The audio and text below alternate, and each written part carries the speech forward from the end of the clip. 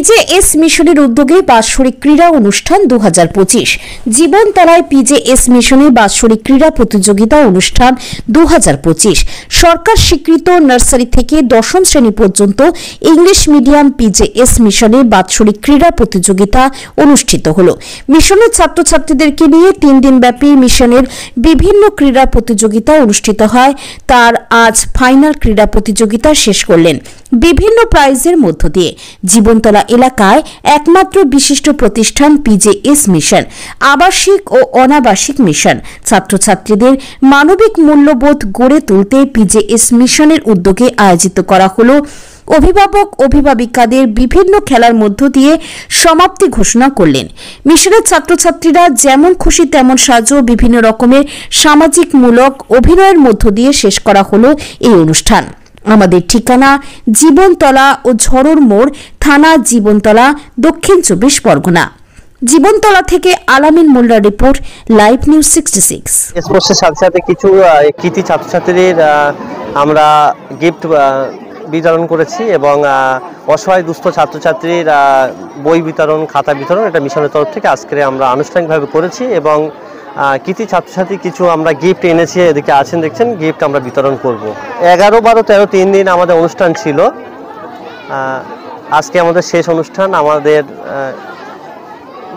শেষ অনুষ্ঠান এবং আমাদের প্রাইজ বিতরণ অনুষ্ঠান আজকে। দেখুন, যত মেরিট স্টুডেন্ট কিন্তু গ্রাম বাংলা থেকে উঠে আসে, সেই হিসাবে আমরা তো প্রত্যন্ত গ্রাম্য এলাকা। অলরেডি আমরা গত বছর 9টা গোল্ড মেডেল পেয়েছি। এবছরে কিন্তু প্রায় কম বেশি 64টার বেশি ছাত্রছাত্রী দিল্লি ন্যাশনাল টেনিস পরীক্ষায় বসেছেন। অলরেডি সেকেন্ড সেমিস্টারে প্রায় 37টা বাচ্চা ফের চান্স পেয়েছেন। আশা করছি গত বছরের তুলনায় এবছর আরও বেশি আমরা গোল্ড মেডেল নিয়ে আসতে পারবো। আর যে মাধ্যমিক লেভেল স্কুল আছে, আমরা একটা এইচএস লেভেল করার চিন্তাভাবনা করছি এবং আমাদের মিশনের তরফ থেকে একটা উপস্বাস্থ্য কেন্দ্র করার সিদ্ধান্ত আমরা করছি এবং যাতে এলাকার যারা অর্থের অভাবে চিকিৎসা করতে পারছে না তাদের পাশে দাঁড়ানোর জন্য সেটাও আমরা করার চেষ্টা করছি এবং সেই সাথে আমরা যাদের বাবা নেই, বাবা বা মা নেই বা খুব অসহায়, তাদের জন্য কিন্তু আমরা অলরেডি একটা স্কুল তৈরি করেছি। ওটা আমরা সম্ভবত আমরা ঈদের পরে, যে সামনে রমজান মাস আছে, রমজান মাসের পরে ঈদ আসছে, ঈদের পরে আমরা ওপেন করব আনুষ্ঠানিকভাবে। ওটা সম্পূর্ণ আরবি মিডিয়াম, ওটা আমরা খুব শীঘ্রই উদ্বোধন করব। আমার নাম মোহাম্মদ শেখ ফাহাদ, তবে সবাই ক্যানিং টুয়েট কম বেশি সবাই টিপু নামেই চেনে। আমি এখন বর্তমানে পিজেএস মিশনের সম্পাদক পদেই আছি। পরিকল্পনা তো অসাধারণ, খুব সুন্দর, কারণ কি সুন্দর অর্গানাইজড হয়েছে। যথাযোগ্য সম্মান যথাযথ মানুষকে এনারা দেন, সম্মানের দিক দিয়ে কোনোদিন এরা কার্পণ্য করেননি এবং যোগ্য মানুষকে যোগ্য সম্মান দিয়েছেন, আমি দেখেছি। এখানে প্রত্যক্ষভাবে আমি ক্লাস করেছি। গ্রাম বাংলার মিশন এত ভালো ছাত্রছাত্রী এই মিশনে আছে যা দেখে আমি অভিভূত হয়েছি। আমি অনেক বড় বড় মিশনে পড়াতে গিয়েছি, আমার মনে হয়েছে সেখানে যত ভালো ভালো ছাত্রছাত্রী থাকে এখানে তার কোনো অংশে কম নেই।